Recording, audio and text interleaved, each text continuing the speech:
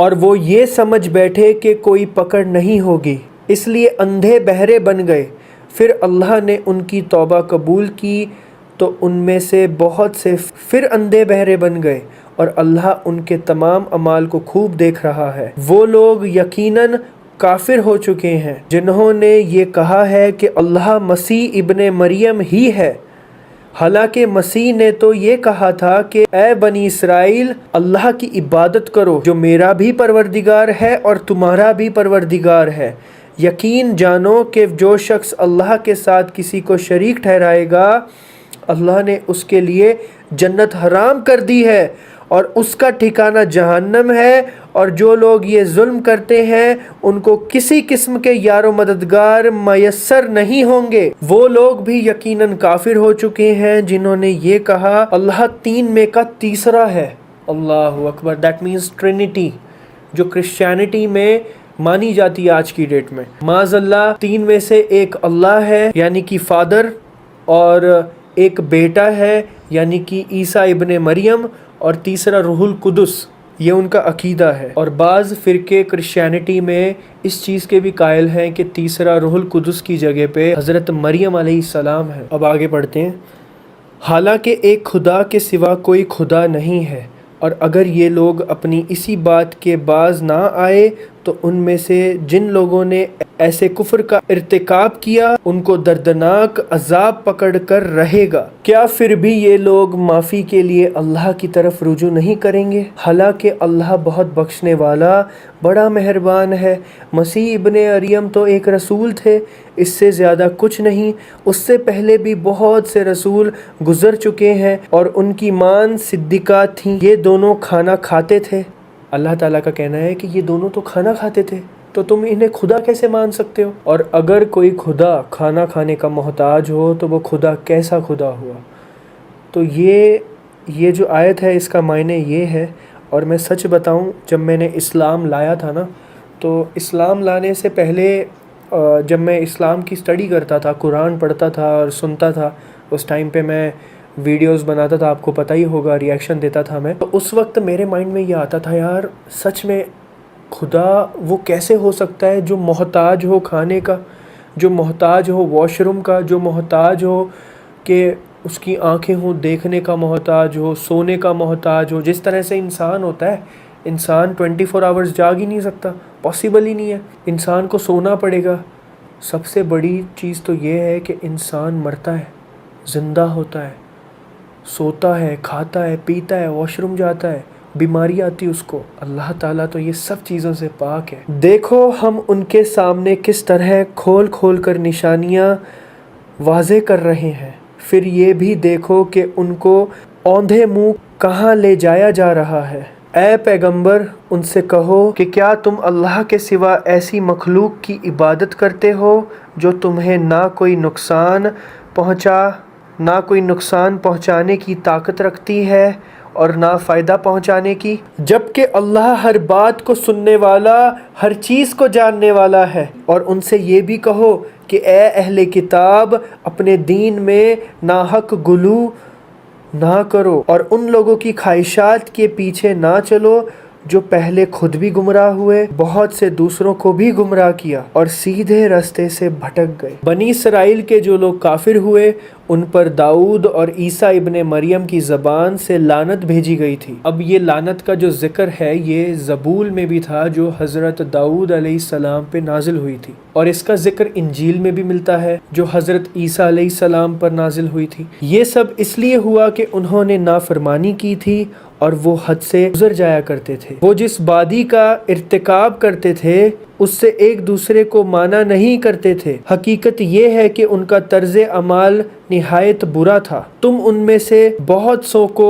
دیکھتے ہو کہ انہوں نے بت پرست کافروں کو اپنا دوست بنایا ہوا ہے۔ یہ ان یہودیوں کی طرف اشارہ ہے جو لوگ مدینہ منورہ میں آباد تھے اور انہوں نے حضرت محمد صلی اللہ علیہ وسلم کے ساتھ معاہدہ کیا ہوا تھا، لیکن اس کے باوجود انہوں نے مشرکین مکہ کے ساتھ دوستیاں گانٹھی ہوئی تھی، ان کے ساتھ مل کے مسلمانوں کے خلاف سازشیں کیا کرتے تھے۔ وہ یہ تک کہہ دیتے تھے کہ مسلمانوں سے اچھا مذہب تو تمہارا ہے۔ یقیناً جو کچھ انہوں نے اپنے حق میں اپنے آگے بھیج رکھا ہے وہ بہت برا ہے، کیونکہ ان کی وجہ سے اللہ ان سے ناراض ہو گیا ہے اور وہ ہمیشہ عذاب میں رہیں گے۔ اگر یہ لوگ اللہ پر اور نبی پر اور جو کلام ان پر نازل کیا ہے اس پر ایمان رکھتے تو ان بت پرستوں کو دوست نہ بناتے، لیکن بات یہ ہے کہ ان میں زیادہ تعداد انہی کی ہے جو نافرمان ہے۔ تم یہ بات ضرور محسوس کر لوگے کہ مسلمانوں سے سب سے سخت دشمنی رکھنے والے ایک تو یہودی ہیں اور دوسرے وہ لوگ جو کھل کر شرک کرتے ہیں، اور تم یہ بات بھی ضرور محسوس کر لوگے کہ غیر مسلمانوں سے دوستی میں قریب تر وہ لوگ ہیں جنہوں نے اپنے آپ کو نصرانی کہا ہے۔ اس کی وجہ یہ ہے کہ ان میں بہت سے علم دوست عالم اور بہت سے تاریک الدنیا درویش ہیں۔ اس کا مطلب یہ ہے کہ عیسائیوں میں تو بہت سے لوگ دنیا کی محبت سے خالی ہیں، اس لیے ان میں قبول حق کا میدہ زیادہ ہے، اور وہ مسلمانوں سے اتنی سخت دشمنی نہیں کرتے جتنی یہودی اور مشرکین مکہ۔ نیز یہ وجہ بھی ہے کہ وہ تکبر نہیں کرتے، اور جب یہ لوگ وہ کلام سنتے ہیں جو رسول پر نازل ہوا ہے تو یوں تو انہوں نے حق کو پہچان لیا ہوتا ہے، اس لیے تم ان کی آنکھوں کو دیکھو گے کہ وہ آنسوؤں سے بہہ رہے ہیں۔ اب جب مسلمانوں کو حبشہ مطلب جو نجاشی کا جو بادشاہ نجاشی جہاں پہ تھے، جہاں کے وہ بادشاہ تھے اس کو حبشہ کہا جاتا تھا، وہ علاقے کو، تو حبشہ میں جب مسلمان ڈیرہ ڈالے ہوئے تھے، وہاں پہ پناہ لیے ہوئے تھے نجاشی بادشاہ کی، مشرکین مکہ وہاں پہ گئے اور انہوں نے بادشاہ سے کہا کہ مسلمانوں کو ہمارے حوالے کر دو، بٹ نجاشی بادشاہ نے سوچا کہ وہ سب سے پہلے مسلمانوں کا بھی پکش سنیں گے، تو انہوں نے مسلمانوں کو بلایا اور انہوں نے ان کا پکش سنا۔ تو اس موقع پر حضور پاک صلی اللہ علیہ وسلم کے چاچا زاد بھائی حضرت جعفر ابن ابی طالب رضی اللہ عنہ، انہوں نے اس دربار میں بڑی مؤثر تقریر کی تھی۔ اس تقریر کی وجہ سے نجاشی کے دل میں مسلمانوں کے لیے پیار محبت بہت بڑھ گیا تھا اور عزت بھی، اور نجاشی کو اس وقت اس چیز کا اندازہ ہو گیا تھا کہ حضور پاک صلی اللہ علیہ وسلم پہ جو وحی نازل ہوتی ہے، اور یہ وہی پیغمبر ہیں جس کا تذکرہ انجیل اور تورات میں ملتا ہے۔ اور جب حضور پاک صلی اللہ علیہ وسلم سورہ یاسین کی تلاوت کر رہے تھے، وہ سارے علماء بیٹھ کے سن رہے تھے اور ان کی آنکھوں سے آنسو بہہ رہے تھے، اور وہ یہ کہہ رہے تھے یہ کلام اس کلام سے بہت مشابہ ہے جو حضرت عیسیٰ ابن مریم پہ نازل ہوئے۔ اور چنانچہ سب لوگ اس وقت مسلمان ہو گئے تھے، اور وہ سارے کے سارے جب حبشہ واپس گئے بادشاہ نجاشی کے پاس، انہوں نے بھی اسلام قبول کر لیا۔ تو یہ جو آیت ہے یہ اس آیت کی طرف اشارہ ہے ماشاءاللہ۔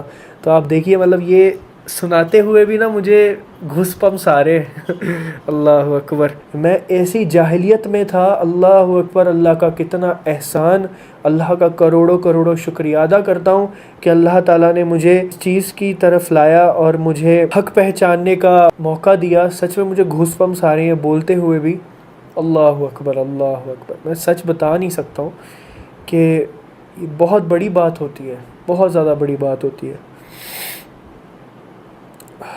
اور وہ کہہ رہے ہیں کہ اے ہمارے پروردگار، ہم ایمان تو لے آئے ہیں، لہٰذا گواہی دینے والوں کے ساتھ ہمارا نام بھی لکھ لیجئے، اور جو حق ہمارے پاس آ گیا ہے اس پر آخر کیوں ایمان نہ لائیں، اور پھر یہ توقع بھی رکھیں کہ ہمارا رب ہمیں نیک لوگوں میں شمار کرے گا۔ چنانچہ ان کے اس قول کی وجہ سے اللہ ان کو وہ باغات دے گا جن کے نیچے نہریں بہتی ہوں گی، جن میں وہ ہمیشہ رہیں گے، یہی نیکی کرنے والوں کا صلہ ہے۔ اور جن لوگوں نے کفر اپنایا، ہماری آیتوں کو جھٹلایا، وہ دوزخ والے لوگ ہیں۔ اے ایمان والو، اللہ نے تمہارے لیے جو پاکیزہ چیزیں حلال کی گئی ہیں ان کو حرام قرار نہ دو، اور حد سے تجاوز نہ کرو، یقین جانو کہ اللہ حد سے تجاوز کرنے والوں کو پسند نہیں کرتا۔ جس طرح حرام چیزوں کو حلال سمجھنا گناہ ہے، اسی طرح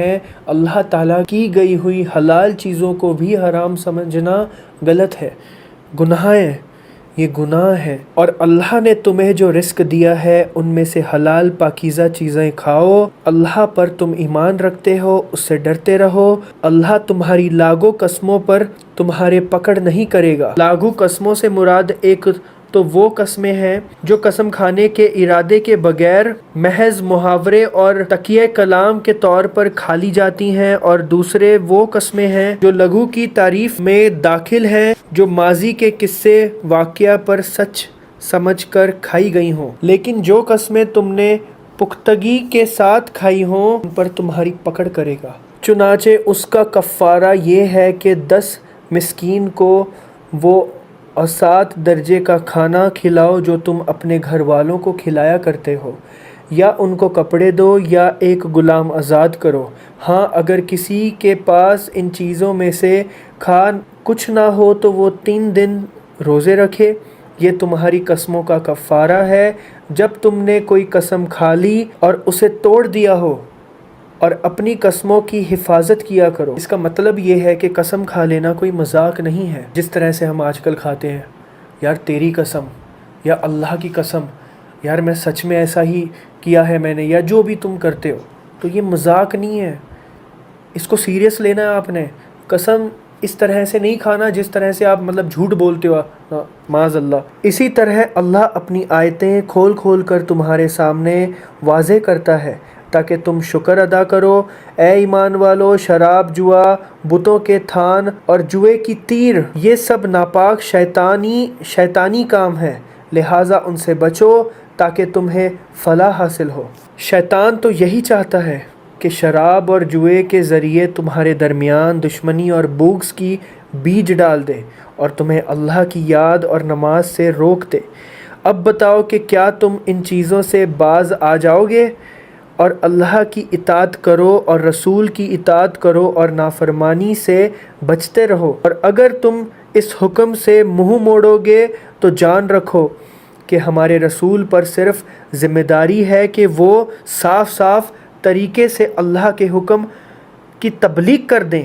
جو لوگ ایمان لے آئے ہیں اور نیکی پر کاربند رہے ہیں، انہوں نے پہلے جو کچھ کھایا پیا ہے اس کی وجہ سے ان پر کوئی گناہ نہیں ہے۔ اب جب شراب کی آیت نازل ہوئی اور اللہ تعالیٰ نے شراب کو حرام قرار دے دیا، بٹ کچھ صحابہ کرام کے دل میں یہ ٹینشن تھی کہ ہم نے جو ماضی میں شراب پی ہے کہ اس کی وجہ سے ہماری کہیں پکڑ نہ ہو جائے آگے جا کے۔ اس آیت میں یہ غلط فہمی دور ہو گئی ہے کہ تم نے جو بھی پہلے کیا ہے، جو بھی تم نے کھایا پیا ہے پہلے، تو وہ سارا معاف ہو چکا ہے اور ان پہ کوئی پکڑ نہیں کی جائے گی، بشرطے کہ وہ آئندہ ان گناہ سے بچتے رہیں اور ایمان رکھیں اور نیک اعمال کرتے رہیں۔ پھر جن چیزوں سے آئندہ روکا جائے ان سے بچا کریں اور ایمان پر قائم رہیں، اور اس کے بعد بھی تقوی احسان کو اپنائیں۔ اب احسان کا لغوی معنی جو ہے اس کا مطلب ہوتا ہے اچھائی کو اپنائیں، لیکن اس کی تشریح ایک حدیث میں حضور پاک صلی اللہ علیہ وسلم نے اس طرح فرمائی ہے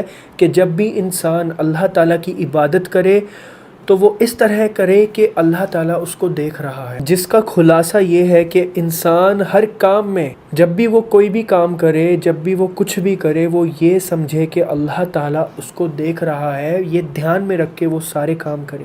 اللہ احسان پر عمل کرنے والوں سے محبت کرتا ہے۔ اے ایمان والوں، اللہ تمہیں شکار کے کچھ جانوروں کے ذریعے ضرور آزمائے گا جو تمہارے ہاتھوں اور تمہارے نیزوں کی زد میں آ جائیں گے۔ اب جیسے کہ ہم نے پہلے آیتوں میں یہ پڑھا کہ احرام کی حالت میں شکار کرنا از حرام، دیٹس ناٹ پرمیسیبل، تو یہاں پہ وہی بات ہو رہی ہے۔ حج اور عمرے کا احرام باندھ لینے کے بعد خشکی کے جانوروں کا شکار کرنا حرام ہو جاتا ہے۔ اس آیت میں اللہ تعالیٰ فرما رہے ہیں کہ جب مسلمان حج اور عمرہ کے احرام میں ہوں گے، جب یہ اس ٹائم کی بات ہے کہ کچھ جانوروں کو اللہ تعالیٰ ان کے اتنا قریب بھیج دے گا اور ان کا امتحان لے گا کہ وہ اس کا شکار کرتے ہیں یا نہیں۔ اب اس سے معلوم یہ ہوتا ہے کہ ہر ایک انسان کا امتحان اس وقت ہوتا ہے جب اس کا دل مچل رہا ہو کسی ناجائز چیز کرنے کو، اور جو انسان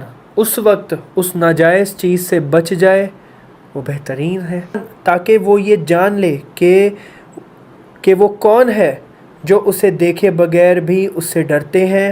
پھر جو شخص اس کے بعد بھی حد سے تجاوز کرے گا وہ دردناک سزا کا مستحق ہوگا۔ اے ایمان والوں، جب تم احرام کی حالت میں ہو تو کسی شکار کو قتل نہ کرو، اور اگر تم میں سے کوئی اسے جان بوجھ کر قتل کر دے تو اس کا بدلہ دینا واجب ہوگا، جس کا طریقہ یہ ہوگا کہ جو جانور اس نے قتل کیا ہے اس جانور کے برابر چوپایوں میں سے کسی جانور کو، جس کا فیصلہ تم میں سے 2 دیانتدار تجربے کار آدمی کریں گے، کعبہ پہنچا کر قربان کیا جائے، یا اس کی قیمت کا کفارہ مسکین کو کھانا کھلا کر ادا کیا جائے، یا اس کے برابر روزے رکھے جائیں۔ اب اگر کوئی انسان شکار کر لے احرام کی حالت میں تو اس گناہ کا کفارہ اس آیت میں بیان کیا گیا ہے۔ اللہ تعالیٰ فرماتا ہے کہ اگر کسی حلال جانور کو شکار کیا گیا ہو تو علاقے کے 2 ایسے تجربے کار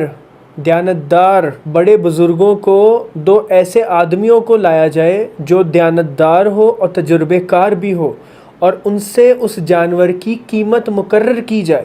اب آگے پڑھتے ہیں۔